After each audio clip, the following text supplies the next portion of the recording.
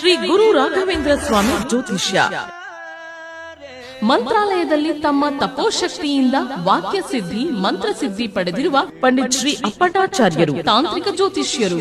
ಶ್ರೀ ಸಾಯಿಬಾಬಾ ಹಾಗೂ ರಾಘವೇಂದ್ರ ಸ್ವಾಮಿಯ ಆರಾಧಕರು. ನಿಮ್ಮ ಸಮಸ್ಯೆಗಳ ಪರಿಹಾರಕ್ಕೆ ಇಲ್ಲಿದೆ ದಿವ್ಯ ಮಾರ್ಗ. ಡಿವೋರ್ಸ್ ಪ್ರಾಬ್ಲಮ್, ಅನಾರೋಗ್ಯ, ಪ್ರೇಮ ವಿಚಾರ, ಸಂತಾನ, ಸಾಲಬಾಧೆ, ಕೋರ್ಟ್ ಕೇಸ್, ವ್ಯಾಪಾರ, ಮಾಟ ಮಂತ್ರ ತಡೆ, ಶತ್ರುಕಾಟ, ಕೌಟುಂಬಿಕ ಕಲಹ, ಇನ್ನೂ ನಿಮ್ಮ ನಿಗೂಢ ಗುಪ್ತ ಸಮಸ್ಯೆಗಳಿಗೆ ಶ್ರೀ ರಾಘವೇಂದ್ರ ಸ್ವಾಮಿಯ ಮೂಲ ಬೃಂದಾವನ ರಹಸ್ಯ ಬಲಿಷ್ಠ ಪೂಜಾ ಶಕ್ತಿಯಿಂದ ಕೆಲವೇ ದಿನಗಳಲ್ಲಿ ಶಾಶ್ವತ ಪರಿಹಾರ ಶತಸಿದ್ಧ. ವಿಶೇಷ ಸೂಚನೆ: ಅಲ್ಲಿ ಇಲ್ಲಿ ಕೇಳಿ ಎಲ್ಲೂ ಪರಿಹಾರವಾಗದ ನಿಮ್ಮ ಸರ್ವ ಸಮಸ್ಯೆಗಳಿಗೆ ಇಲ್ಲಿದೆ ದಿವ್ಯ ಮಾರ್ಗ. ನಂಬಿಕೆಟ್ಟವರಿಲ್ಲವೋ ಈ ರಾಯರ. ನೀವು ಬಯಸುವ ನೆಮ್ಮದಿಯ ಜೀವನಕ್ಕಾಗಿ ಒಮ್ಮೆ ಸಂಪರ್ಕಿಸಿ ಶ್ರೀ ಗುರು ರಾಘವೇಂದ್ರ ಸ್ವಾಮಿ ಜ್ಯೋತಿಷ್ಯ, ಪಂಡಿತ್ ಶ್ರೀ ಅಪ್ಪಟಾಚಾರ್ಯರು. ಫೋನಿನ ಮೂಲಕ ಪರಿಹಾರ. ಮೊಬೈಲ್ ಸಂಖ್ಯೆ 9081111181. ಓಂ ಶ್ರೀ ಗುರು ರಾಘವೇಂದ್ರಾಯ ನಮಃ. ಎಲ್ರಿಗೂ ನಮಸ್ಕಾರ. ಬಹಳಷ್ಟು ಜನ ಬಹಳ ದಿವಸಗಳಿಂದ ಕಮೆಂಟಲ್ಲಿ ನನ್ನ ಕೇಳ್ತಾ ಇರುವಂತಹದ್ದು ವರಮಹಾಲಕ್ಷ್ಮಿ ವ್ರತ ಅಥವಾ ಪೂಜೆಯ ಬಗ್ಗೆ ತಿಳಿಸ್ಕೊಡಿ ಅಂತಂದು. ಆಗಸ್ಟ್ 8ನೇ ತಾರೀಕು ಶುಕ್ರವಾರ ವರಮಹಾಲಕ್ಷ್ಮಿ ವ್ರತ ಬಂದಿರುವಂತಹದ್ದು. ಆವತ್ತಿನ ದಿವಸ ಪೌರ್ಣಮಿ ತಿಥಿಯೂ ಕೂಡ ಇದೆ. ಹೀಗಾಗಿ ಆವತ್ತಿನ ದಿವಸ ಮಾಡುವಂತಹವರು ಸಹ ಮಾಡ್ಕೋಬಹುದು. ಇಲ್ಲ ಅಂತಂದರೆ 15ನೇ ತಾರೀಕು, ಈ 8ನೇ ತಾರೀಕು ಏನು ಬಂದಿದೆ ಅದಕ್ಕಿಂತ ಹೆಚ್ಚಿನ ಒಂದು ಶುಭ ಮುಹೂರ್ತ 15ನೇ ತಾರೀಕು ಬಂದಿರುವಂತಹದ್ದು. ಅವತ್ತು ಸಹ ಈ ವರಮಹಾಲಕ್ಷ್ಮಿ ವ್ರತವನ್ನು ಮಾಡ್ಕೋಬಹುದು. ಒಂದನ್ನು ದಯಮಾಡಿ ಮನಸ್ಸಿನಲ್ಲಿಟ್ಕೊಳ್ಳಿ, ಇದು ಒಂದು ವ್ರತ.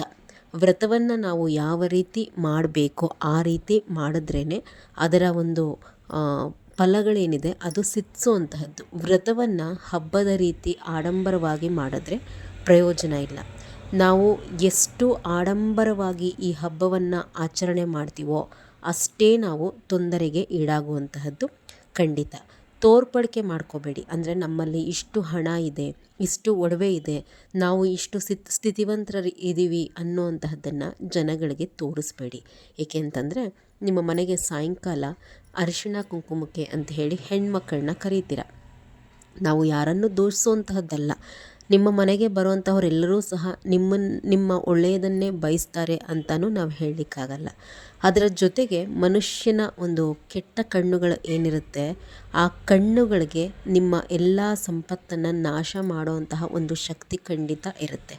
ನೀವು ದೇವ್ರ ಮುಂದೆ ಇಡುವಂತಹ ಹಣ ಇರಬಹುದು ಅಥವಾ ದೇವರಿಗೆ ಹಾಕಿದಂತಹ ಒಡವೆಗಳ ಮೇಲೆ ಆ ಕಣ್ಣುಗಳು ಬಿತ್ತು ಅಂತಂದರೆ ಮುಂದೆ ನೀವು ಎಲ್ಲವನ್ನು ಕಳೆದುಕೊಳ್ಳುವಂತಹ ಪರಿಸ್ಥಿತಿಗೆ ಬರ್ತೀರಾ. ಜೋಕೆ ಹಾಗಂತ ಇಡಲೇಬಾರ್ದ ಅಂತಲ್ಲ. ದಯಮಾಡಿ ತುಂಬ ತೋರಿಸ್ಕೋಬೇಡಿ. ಅಂದರೆ ನೋಟುಗಳು ಕಂತೆ ಇಡುವಂತಹದ್ದು, ಕಾಯಿನ್ಸ್ಗಳಲ್ಲಿ ಅಲಂಕಾರ ಮಾಡುವಂತಹದ್ದು, ತುಂಬ ಒಡವೆಗಳನ್ನ ಇರುವಂತಹದ್ದು, ತುಂಬ ವೈಭವವಾಗಿ ಲಕ್ಷ್ಮಿಯನ್ನು ಕೂರಿಸುವಂತಹದ್ದು, ಇದೆಲ್ಲವೂ ಸಹ ನೀವು ಮನೆಗೆ ಒಳ್ಳೆಯದಾಗಲಿ ಅಂತ ಹೇಳಿ ಮಾಡುವಂತಹದ್ದು ಮುಂದೆ ನಿಮ್ಮ ಯಜಮಾನರಿಗೆ ದಾರಿದ್ರ್ಯವನ್ನು ತರುತ್ತೆ.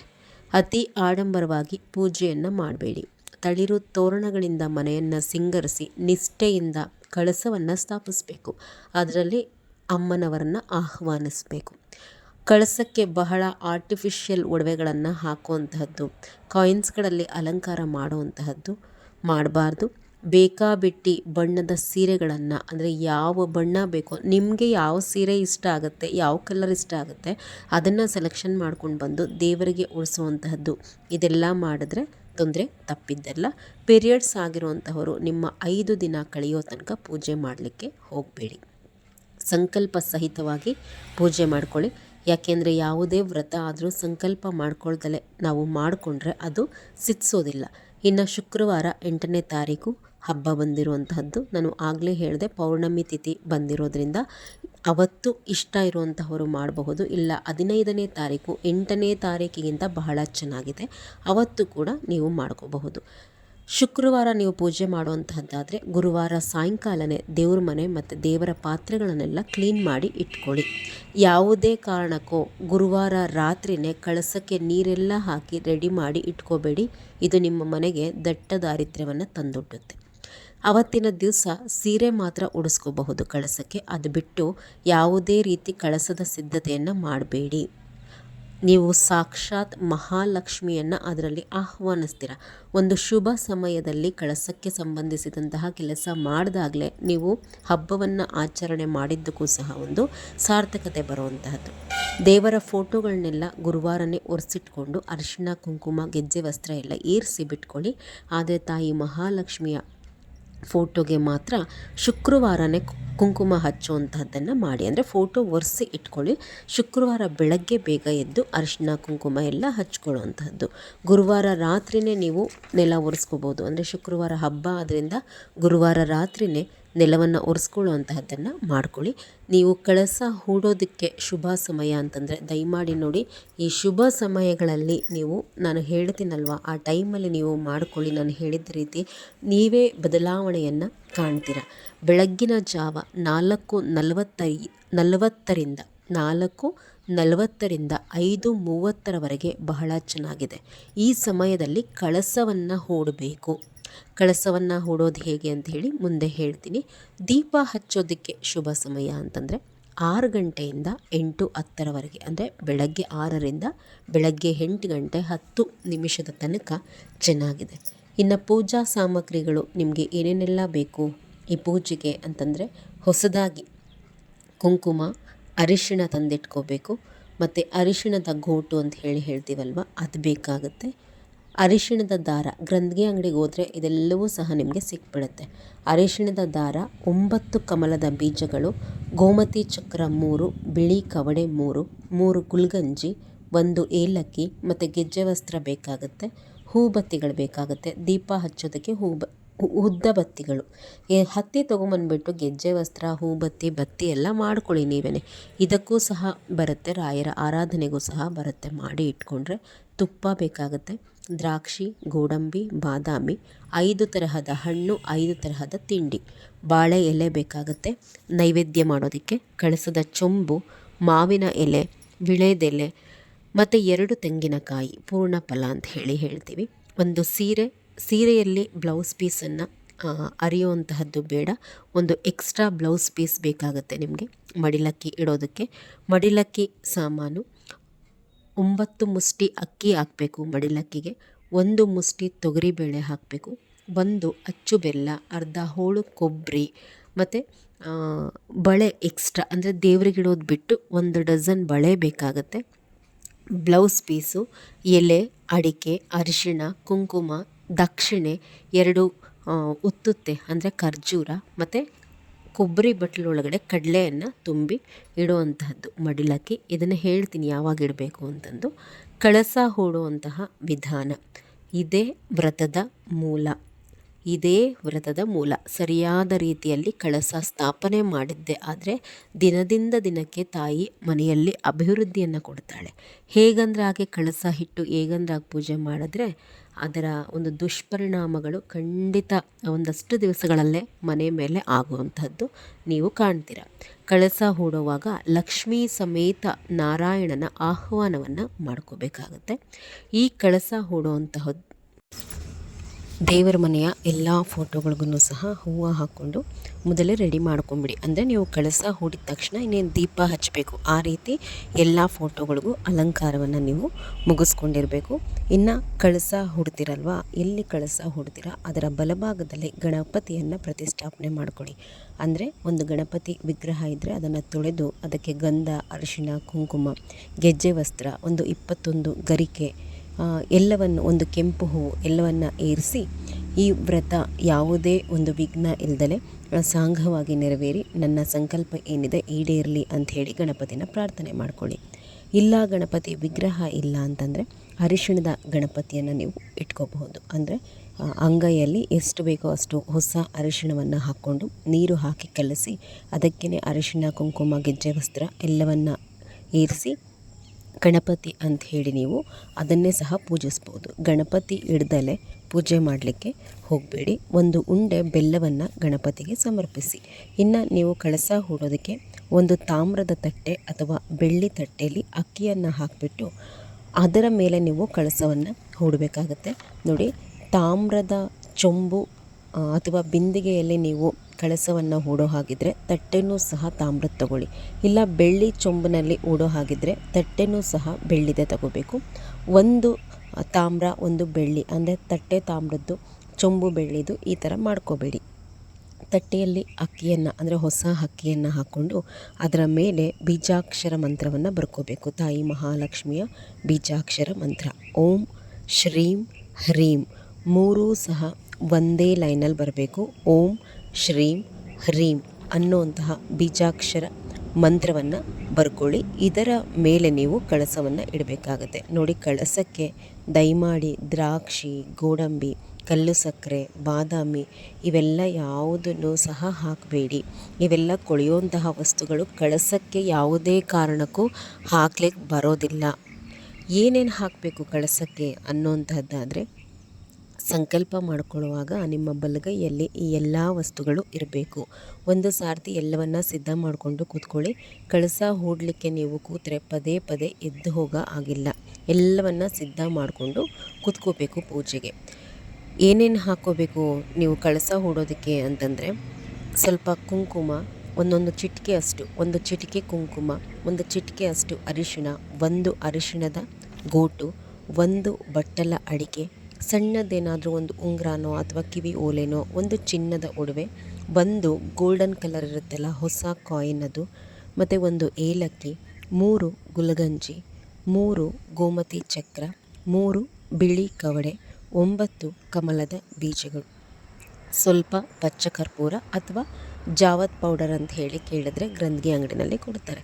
ಅಂದರೆ ಇದು ಸುವಾಸನೆ ಭರಿತ ವಸ್ತು. ಜಾವತ್ ಪೌಡರ್ ಇರಬಹುದು, ಪಚ್ಚಕರ್ಪೂರ ಇರಬಹುದು. ತಾಯಿ ಮಹಾಲಕ್ಷ್ಮಿಗೆ ಸುವಾಸನೆ ಅಂತಂದರೆ ಬಹಳ ಪ್ರೀತಿ, ಹಾಗಾಗಿ ಕಳಸದಲ್ಲಿ ಇದನ್ನು ಹಾಕುವಂಥದ್ದು. ಯಾವುದಾದ್ರೂ ಒಂದು ಕೆಂಪು ಹೂವು ಮತ್ತು ಸ್ವಲ್ಪ ಹಳದಿ ಅಕ್ಷತೆ ಬರ್ಕೊಂಬಿಡಿ ಎಲ್ಲಾದರೂ ಒಂದು ಕಡೆ. ಇಷ್ಟನ್ನು ಸಹ ನೀವು ಬಲಗೈಯಲ್ಲಿ ಹಿಡ್ಕೊಂಡು ಈ ಕೆಳಗಿನ ಸಂಕಲ್ಪ ಮಂತ್ರವನ್ನು ಹೇಳ್ಕೋಬೇಕು.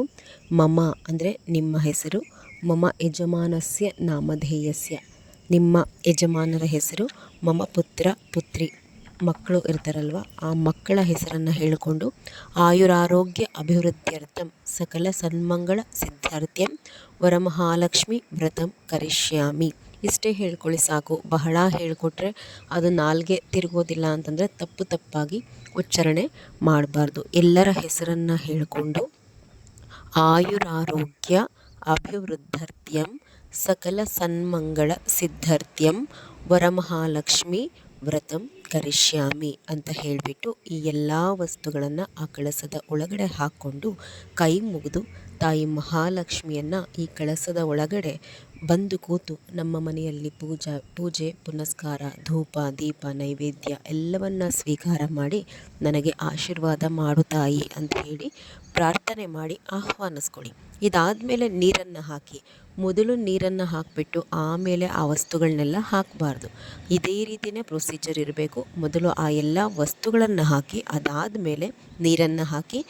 ಆ ಬಿಂದಿಗೆ ಅಥವಾ ಕಳಸ ಪೂರ್ತಿ ತುಂಬೋ ಥರ ಹಾಕಬೇಡಿ. ಇನ್ನೂ ಸ್ವಲ್ಪ ಇರೋ ಹಾಗೇ ನೀರನ್ನು ಹಾಕೋದನ್ನು ನಿಲ್ಲಿಸಿ.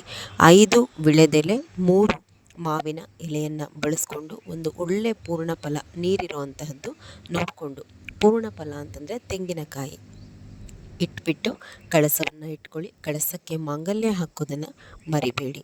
ಅರಿಶಿಣದ ದಾರ ಗ್ರಂಥಿಗೆ ಅಂಗಡಿಯಿಂದ ಏನು ತಂದಿಟ್ಕೊಂಡಿರ್ತಾರಲ್ಲ ಅದನ್ನು 9 ಎಳೆ ಮಾಡಿಕೊಂಡು ಒಂದು ಅರಿಶಿಣದ ಗೋಟು 3 ಕಣ್ಣಿರೋ ಅಂತಹದ್ದು ಅದನ್ನು ದಾರಕ್ಕೆ ಕಟ್ಬಿಟ್ಟು ಕಳಸಕ್ಕೆ ಹಾಕಿಬಿಟ್ಟು ಕಳಸಕ್ಕೆ ಸ್ವಲ್ಪ ಹಳದಿ ಅಕ್ಷತೆ, ಅರಿಶಿಣ, ಕುಂಕುಮ ಎಲ್ಲವನ್ನು ಮೇಲೆ ಉದುರಿಸ್ಬಿಟ್ಟು ಕೈ ಮುಕ್ಕೊಳ್ಳುವಂತಹದ್ದು. ಇದಾದಮೇಲೆ ಕಳಸಕ್ಕೆ ಮುಖವಾಡವನ್ನು ಹಾಕಿ ಮನೆಯಲ್ಲಿ ಬೆಳ್ಳಿದು ಅಥವಾ ಮಣ್ಣಿಂದು ಇದ್ದರೆ ಮಾತ್ರ ಹಾಕ್ಕೊಳ್ಳಿ. ಮುಖವಾಡ ಹಾಕಲೇಬೇಕು. ಮುಖವಾಡ ಹಾಕಿದ್ರೇ ವರಮಹಾಲಕ್ಷ್ಮಿ ವ್ರತ ಪೂರ್ಣ ಆಗುವುದು ಅನ್ನುವಂತಹ ತಪ್ಪು ಕಲ್ಪನೆ ಬೇಡ. ಏನೂ ಇಲ್ಲ ಅಂದರೆ ಇಷ್ಟೇ ಸಾಕು. ಏನು ಕಳಸ ಹೂಡ್ತಿರಲ್ವ ಅಷ್ಟೇ ಸಾಕಾಗುತ್ತೆ. ದಯಮಾಡಿ ದೇವರ ಮನೆಯಲ್ಲಿ ಜರ್ಮನ್ ಸಿಲ್ವರನ್ನು ಬಳಸ್ಲಿಕ್ಕೆ ಹೋಗಬೇಡಿ. ಅಂದರೆ ಬೆಳ್ಳಿ ಥರ ಕಾಣುತ್ತೆ, ನಮಗೆ ಬೆಳ್ಳಿ ತಗೊಳ್ಳೋದಕ್ಕೆ ಶಕ್ತಿ ಇಲ್ಲ ಅಂಥೇಳಿ ಈ ಜರ್ಮನ್ ಸಿಲ್ವರ್ ಮುಖವಾಡವನ್ನು ತೊಗೊಂಬಂದು ಹಾಕಬೇಡಿ. ಖಂಡಿತ ಕಷ್ಟ ಬರುವಂತಹದ್ದು. ಸಾಕಾಗುತ್ತೆ. ಏನೂ ಇಲ್ಲ ಅಂತಂದರೆ ಮಣ್ಣಿಂದ ಹಾಕಿಬಿಡಿ, ತೊಂದರೆ ಇಲ್ಲ. ಇನ್ನು ಸೀರೆಯ ವಿಚಾರ ಅಂತ ಹೇಳಿ ಬಂದಾಗ ತಾಯಿಗೆ ಪ್ರೀತ್ಯರ್ಥವಾದಂತಹ ಬಣ್ಣ. ವರಮಹಾಲಕ್ಷ್ಮಿ ವ್ರತ ಅಂತ ಹೇಳಿ ಬಂದಾಗ ತಾಯಿಗೆ ನೀವು ಹಸಿರು ಬಣ್ಣದ ಹಂಚಿರುವಂತಹ ಸೀರೆ, ಇಲ್ಲ ಅಂತಂದರೆ ಕೆಂಪು, ಈ ಬಾರಿ ನೀವು ಹಸಿರು ಸೀರೆಯನ್ನು ಉಡಿಸುವಂತಹದ್ದೇನೆ ಶ್ರೇಷ್ಠ. ತಾಯಿಗೆ ಬೇರೆ ಬೇರೆ ಬಣ್ಣಗಳು ಅಷ್ಟು ಸೂಕ್ತ ಅಲ್ಲ. ಕಪ್ಪು ಬಣ್ಣದ್ದು ಮತ್ತು ನೇರಳೆ ಬಣ್ಣದ್ದು ಮತ್ತು ಬಿಳಿ ಬಣ್ಣದ ಸೀರೆಗಳನ್ನು ಯಾವ ಕಾರಣಕ್ಕೂ ಕಳಸಕ್ಕೆ ಉಡಿಸಬೇಡಿ. ಅದು ಜ್ಯೇಷ್ಠ ಲಕ್ಷ್ಮಿ ಅಂದರೆ ದರಿದ್ರ ಲಕ್ಷ್ಮಿಯ ಬಣ್ಣಗಳು ಅಂತ ಹೇಳಿ ಹೇಳ್ತಾರೆ. ಕಪ್ಪು, ನೇರಳೆ ಮತ್ತು ಬಿಳಿ ಬಣ್ಣದ ಸೀರೆ ಬೇಡ. ರಾತ್ರಿಯೇ ಕಳಸಕ್ಕೆ ಸೀರೆ ಉಡಿಸಿ ಇಟ್ಕೋಬಹುದು. ಸೀರೆಯ ಸೆರಗು 5 ಎಳೆನೇ ಬರಬೇಕು. ಬೇಕಾಬಿಟ್ಟು ಚೆನ್ನಾಗಿ ಕಾಣಲಿ ಅಂತೇಳಿ ಎಷ್ಟೆಲ್ಲ ಬೇಕೋ ಅಷ್ಟು ಎಳೆ ಫೋಲ್ಡ್ ಮಾಡಬೇಡಿ, 5 ಎಳೆನೇ ಬರಬೇಕು. ಆರ್ಟಿಫಿಷಿಯಲ್ ಒಡವೆಗಳನ್ನು ಹಾಕಬೇಡಿ, ಅದೆಲ್ಲ ಒಳಗಡೆ ಕಬ್ಬಿಣ ಇರುತ್ತೆ. ಅಂದರೆ ಈ ಸೆಟ್ಸ್ಗಳನ್ನು ಹಾಕ್ತಿರಲ್ವ ತಾಯಿ ಲಕ್ಷ್ಮಿಗೆ, ನಾವು ಆ ಕಬ್ಬಿಣದ ಒಡವೆಗಳನ್ನು ಎಷ್ಟು ಹಾಕ್ತೀವೋ ಅಷ್ಟು ದರಿದ್ರ ಮನೆಗೆ ಬರೋಂತಹದ್ದು ಹಾಕೋದೇ ಬೇಡ. ಚಿನ್ನದ್ದು ಸಹ ಅತಿಯಾಗಿ ಹೇರಬೇಡಿ. ಖಂಡಿತ ಇದು ದೃಷ್ಟಿಯನ್ನು ಆಗೋ ಹಾಗೆ ಮಾಡುತ್ತೆ ಮನೆಗೆ. ಒಂದು ಏನಾದರೂ ಕಿವಿಗೆ ಒಂದು ಚಿನ್ನದ ಒಡವೆ, ಒಂದು ಸರವನ್ನು ನೀವು ಹಾಕಿದ್ರೆ ಸಾಕಾಗುತ್ತೆ. ನೀವು ಹಾಕ್ಕೊಳ್ಳೋ ಅಂತಹ ಒಡವೆ ಆಗಿದ್ದರೆ ಅದನ್ನು ಒಂದು ದಿನ ಮೊದಲೇ ಶುದ್ಧಿ ಮಾಡ್ಕೋಬೇಕು. ಅಂದರೆ ಹಸಿ ಹಾಲಿನಲ್ಲಿ ಅದನ್ನು ಅದ್ದಿಬಿಟ್ಟು ಅದಾದಮೇಲೆ ನೀರಿನಲ್ಲಿ ಅದ್ದಿ ಅದನ್ನು ಶುದ್ಧಿ ಮಾಡಿಟ್ಕೊಂಡು ಆಮೇಲೆ ದೇವರಿಗೆ ಹಾಕಿ. ಕಳಸ ಸಿದ್ಧ ಆದ ನಂತರ ಗೆಜ್ಜೆ ವಸ್ತ್ರ ಹಾಕಬೇಕು. ಹೂಗಳಿಂದ ಅಲಂಕಾರ ಮಾಡ್ಕೋಬೇಕು. ಕನಿಷ್ಠ ಪಕ್ಷ 3 ತರಹದ ಹೂವನ್ನಾದರೂ ಬಳಸಬೇಕು. ಮಲ್ಲಿಗೆ ಹೂವು, ದುಂಡು ಮಲ್ಲಿಗೆ ಹೂವು ಮತ್ತು ಕನಕಾಂಬ್ರ, ಸುಗಂಧರಾಜ ಈ ಎಲ್ಲವೂ ಸಹ ಈ ವ್ರತಕ್ಕೆ ಶ್ರೇಷ್ಠವಾದಂತಹ ಹೂವುಗಳು. ಅಮ್ಮನವ್ರಿಗೆ ದಯಮಾಡಿ ಆ ಆರ್ಟಿಫಿಷಿಯಲ್ ಜಡೆಗಳು ಬರುತ್ತಲ್ವ, ಅದನ್ನೆಲ್ಲ ಕಳಸಕ್ಕೆ ಸಿಕ್ಕಿಸ್ಬೇಡಿ. ನಾನೆಲ್ಲ ಹೇಳೋ ಅಂತಹದ್ದು ನಿಮ್ಮ ಒಳ್ಳೆಯದಕ್ಕೆ. ಅಲಂಕಾರ ನೋಡಬೇಡಿ, ನಿಮ್ಮ ಮನೆಗೆ ಒಳ್ಳೆಯದಾಗುವಂತಹದ್ದನ್ನು ನೋಡಿ. ಹೂ ಎಲ್ಲ ಹಾಕಿದ ತಕ್ಷಣ ಸ್ವಲ್ಪ ಹಳದಿ ಅಕ್ಷತೆಯನ್ನು ಕಳಸದ ಮೇಲೆ ಹಾಕಿ. ಇನ್ನು 2 ದೀಪಾಲೆ ಕಂಬ ಎಣ್ಣೆನಲ್ಲಿ ಹಚ್ಕೊಳ್ಳಿ ಕಳಸದ ಅಕ್ಕಪಕ್ಕ. ಮತ್ತು 2 ಸಣ್ಣದ್ದು ತುಪ್ಪದಲ್ಲಿ ಹಚ್ಕೊಳ್ಳೋದಕ್ಕೆ ಸಿದ್ಧ ಮಾಡ್ಕೊಳ್ಳಿ.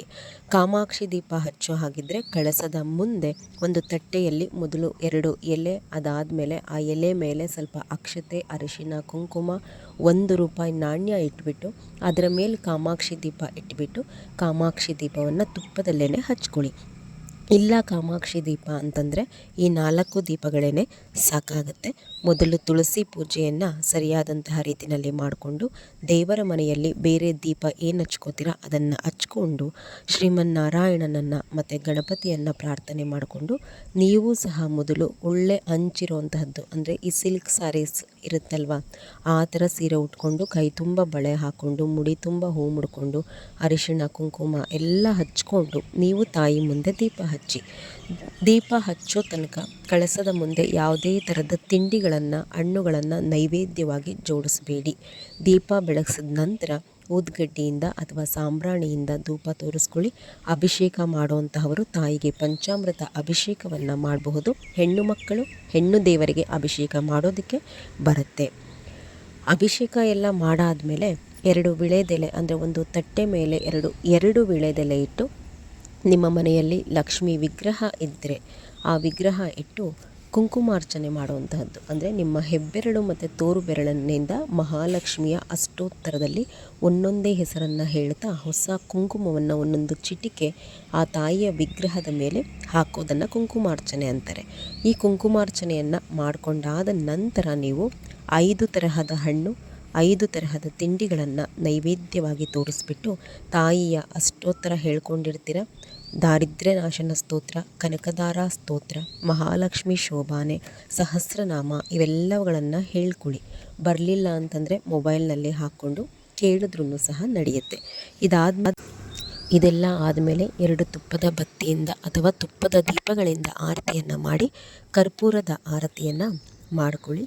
ಹಾಲ್ನಲ್ಲಿ ಇಟ್ಟಿದ್ದರೆ ಕಳಸದ ಮುಂದೆ ಆ ಕಾಲು ಈ ಕಾಲಲ್ಲಿ ಅಂದರೆ ಓಡಾಡಲಿಕ್ಕೆ ಹೋಗಬೇಡಿ. ದೇವರ ಮುಂದೆ ಅನಾವಶ್ಯಕವಾಗಿ ಓಡಾಡಬೇಡಿ. ಕೆಟ್ಟ ಮಾತನ್ನು ಆಡುವಂತಹದ್ದು, ಕಳಸವನ್ನು ಕದಲಿಸೋ ತನಕ ಗಂಡ ಹೆಂಡತಿ ಮನೆಯಲ್ಲಿ ಸೇರುವಂತಹದ್ದನ್ನು ಮಾಡಬೇಡಿ. ಆವತ್ತಿನ ಸಾಯಂಕಾಲ ಮತ್ತೆ 5:15 5:15 ಒಳಗಡೆ ದೀಪವನ್ನು ಹಚ್ಚಿ ತಾಯಿಗೆ ಉಡಿ ತುಂಬಿ. ಅಂದರೆ ಸಾಯಂಕಾಲ ಇಡಬೇಕು ನೀವು ಮಡ್ಲಕ್ಕಿ ಸಾಮಾನು ಎಲ್ಲ ನಾನು ವಿಡಿಯೋನಲ್ಲಿ ಮೊದಲೇ ಹೇಳಿದ್ದೀನಿ. ಅದನ್ನು ಇಟ್ಟುಬಿಟ್ಟು ತಾಯಿಗೆ ಪೂಜೆಯನ್ನು ಸಂಜೆನೂ ಮಾಡ್ಕೊಳ್ಳಿ. ಇನ್ನು ಮಾಡಿದ್ದಾದಮೇಲೆ ದೀಪ ಹಚ್ಚಿದ್ದಾದಮೇಲೆ ಒಂದು 9 ಜನಕ್ಕಾದ್ರೂ ಸಹ ಕುಂಕುಮ ಕೊಡಿ. ಕುಂಕುಮ ಕೊಡುವಾಗ 2 ಎಲೆ, 2 ಅಡಿಕೆ, 1 ನಾಣ್ಯ, 4 ಬಳೆ, 1 ಬ್ಲೌಸ್ ಪೀಸು, ಒಂದೇನಾದರೂ ಹಣ್ಣನ್ನು ಇಟ್ಬಿಟ್ಟು ಕೊಡಿ. ಕಾಯಿ ದಾನ ಕೊಡ್ಲಿಕ್ಕೆ ಹೋಗಬೇಡಿ. ಕಾಯಿ ದಾನ ಕೊಡುವಂತಹದ್ದು ಮನೆಗೆ ಶ್ರೇಯಸ್ಸಲ್ಲ. ಇದೆಲ್ಲ ಆದಮೇಲೆ ಸಾಯಂಕಾಲ 9 ಗಂಟೆ ನಂತರ ಒಂದು ಕೆಂಪಾರತಿಯನ್ನು ಮಾಡಿ. ಶನಿವಾರ ಕದಲಿಸುವಂತಹವರು ಬೆಳಗ್ಗೆ ತಾಯಿಗೆ ಮತ್ತೆ ಏನಾದರೂ ನೈವೇದ್ಯ ಇಡಬೇಕು. ಒಂದು ಸಜ್ಜಿಗೆನೋ ಒಂದು ಅವಲಕ್ಕಿನೋ ಮಾಡಿಬಿಟ್ಟು ನೈವೇದ್ಯವನ್ನು ಇಟ್ಬಿಟ್ಟು ಪೂಜೆಯನ್ನು ಮಾಡಿ ಮಧ್ಯಾಹ್ನ 12 ಗಂಟೆ ನಂತರ ಕದಲಿಸ್ಕೊಳ್ಳಿ. ಆ ಸಮಯದಲ್ಲಿ ಮಧ್ಯಾಹ್ನ ಮತ್ತೆ ದೀಪ ಹಚ್ಚಲಿಕ್ಕೆ ಹೋಗಬೇಡಿ. ಒಂದು ಮಹಾಮಂಗಳಾರತಿ ಮಾಡಿಬಿಟ್ಟು ತಾಯಿಗೆ ಬಲಗಡೆ, ಅಂದರೆ ನಿಮಗೆ ಬಲಗಡೆ ಅಲ್ಲ, ಆ ತಾಯಿಯ ಬಲಗಡೆಗೆ ಏನು ಮಾಡಬೇಕು, ಕಳಸವನ್ನು 3 ಬಾರಿ ಬಲಕ್ಕೆ ತಿರುಗಿಸಿ ಕಾಯಿ ಹಿಡಿದ್ಬಿಟ್ಟು 3 ಬಾರಿ ಮೇಲಕ್ಕೆತ್ತಿ ಇದು ವಿಸರ್ಜನೆ ಮಾಡೋದು ಹಾಗೆ ಆಗುತ್ತೆ. ಇದು ವ್ರತದ ಮಾದರಿಯಾಗಿ ನೀವು ಆಚರಿಸಬೇಕು. ಇದು ಹಬ್ಬ ಅಲ್ಲ. ಬೇಕಾಬಿಟ್ಟು ಈ ಹಬ್ಬವನ್ನು ಮಾಡಿದ್ರೆ ಖಂಡಿತ ಎಲ್ಲವನ್ನೂ ಸಹ ನಾವು ಕಳ್ಕೊಳ್ಬೇಕಾಗತ್ತೆ. ತಾಯಿಯನ್ನು ನಾವು ಪ್ರೀತಿಯಿಂದ ನಿಷ್ಠೆಯಿಂದ ಆರಾಧಿಸಿದ್ರೆ ಅಷ್ಟೇ ಒಳ್ಳೇದು ಮಾಡ್ತಾಳೆ. ಮತ್ತು ಈ ವ್ರತವನ್ನು ನಾನು ಹೇಳಿದ್ನಲ್ಲ, ಈ ಕಬ್ಬಿಣದ ಒಡವೆಗಳನ್ನ ಹಾಕುವಂತಹದ್ದು, ಬಹಳ ಆಡಂಬರ ತೋರಿಸ್ಕೊಳ್ಳುವಂತಹದ್ದು, ಇದೆಲ್ಲ ಮಾಡಲಿಕ್ಕೆ ಹೋದರೆ ವರ್ಷದಿಂದ ವರ್ಷಕ್ಕೆ ಕೆಳಕ್ಕೆ ಹೋಗ್ತೇವೆ ಹೊರತು ಮೇಲಂತೂ ಹೋಗಲ್ಲ. ದಯಮಾಡಿ ನಾನು ಏನು ಶುಭ ಸಮಯ ಹೇಳಿರ್ತೀನಿ ಆ ಸಮಯದಲ್ಲೇ ಕಳಸ ಇಡಿ, ಬಹಳ ಒಳ್ಳೆಯದು. ಏಕೆಂದರೆ ನಾವು ಇದನ್ನು ಪಾಲಿಸ್ಕೊಂಡು ಬಂದು ಒಳ್ಳೆಯ ಸಮಯದಲ್ಲಿ ಖಂಡಿತ ಒಳ್ಳೆಯದಾಗಿದೆ ನನಗೂ. ಆದ್ದರಿಂದನೇ ನಿಮಗೂ ಸಹ ತಿಳಿಸ್ತಾ ಇರುವಂತಹದ್ದು. ಮಾಡಿ ಈ ರೀತಿಯಾಗಿ ಒಳ್ಳೆಯದಾಗುತ್ತೆ ನಿಮಗೆ. ನಮಸ್ಕಾರ ಎಲ್ರಿಗೂ.